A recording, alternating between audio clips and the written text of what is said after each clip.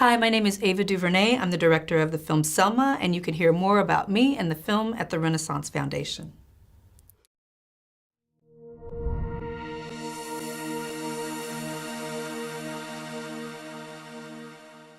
Hi. So tell me, Ava, what is the greatest thing you think people can take away from Dr. King? Yeah, Dr. King was a freedom fighter who did not compromise, someone who is going to fight for freedom and be undeterred from that is one that we can all really not just look up to, but really look at eye level. I think that's what we try to do in Selma. There's something about looking up to a hero, but there's something when we see him as a man, we see him as ourselves, we can see him at eye level, that allows us to know, well, wow, we can do the same thing. And so that was our goal in this portrayal of him. A lot of the problem with creating legacies is that it can sometimes be cyclical. So at times they're very relevant and they're very in the news and everybody knows about them, and then they kind of disappear for a little while and reappear. So how do you think we can cause longevity and also continuity in a legacy like Dr. King's? Well, I think one of the really interesting things to look at as progressive people who are interested in change is the civil rights movement and the fact that it was a 13-year-long movement.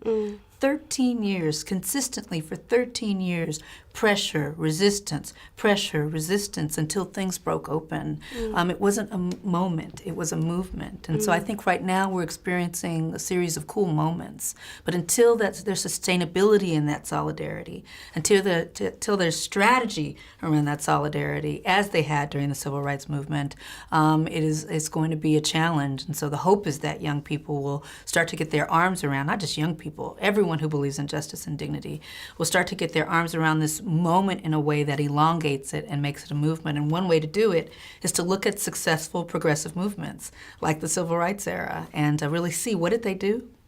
How can we do that now? What did they do right? What did they do wrong? How do we take a next step from that foundation? So hopefully Selma can answer and pose some of those questions. And when it comes to challenges in the lives of people, everyday people, it can be very easy to get caught up in the everyday tasks that you have to fulfill. For a man like Dr. King, who felt like he had a grander, bigger call to destiny than most people's average everyday life, how do you think young people can square that circle where it's not just about your everyday, but looking broader to our bigger, scarier world? Well, the most radical acts are the everyday acts. The most radical form of resistance is to be yourself in your everyday. And as yourself, if you're a progressive person, that means that it exhibits itself in your decisions, how you talk with one another, the way that you decide to spend your time. Are you going to zone out on Twitter all day? Or are you going to actually do something that moves yourself, your family, your community forward? And so I think, there's beauty in the everyday. Selma, the civil rights movement, was around everyday people. It was about everyday people. There was one charismatic leader, but who's a leader if no one follows? This was about people who marched together, people who resisted together, and these were everyday people, if we're going to use that term. And so I'm an everyday person, you're an everyday person. What do we decide to do with our hours, with our time? I think that's the challenge. And so that's how you square the circle, individually. And when enough individuals who care about change, enough individuals who want to fight for freedom in all its forms come together, a movement blossoms. What's the most inspiring thing that somebody has said to you personally? Ever? Ever in your life, from a teacher to anyone?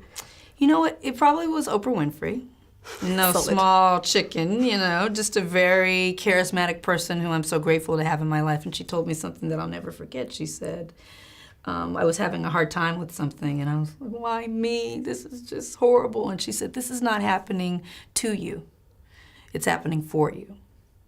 And so to look at the challenges in our life as an opportunity to grow, to learn, to really say, wow, wait a minute, why is this showing up in my life right now? What am I to learn from it? What am I to do? How do I act? How do I push forward? Is a whole different perspective on how to look at your everyday. And so that's something that I've really embraced. It really changed my life. It made me less of a victim and more active in my own life. And so something I share. That's amazing. Thank you. Thank you.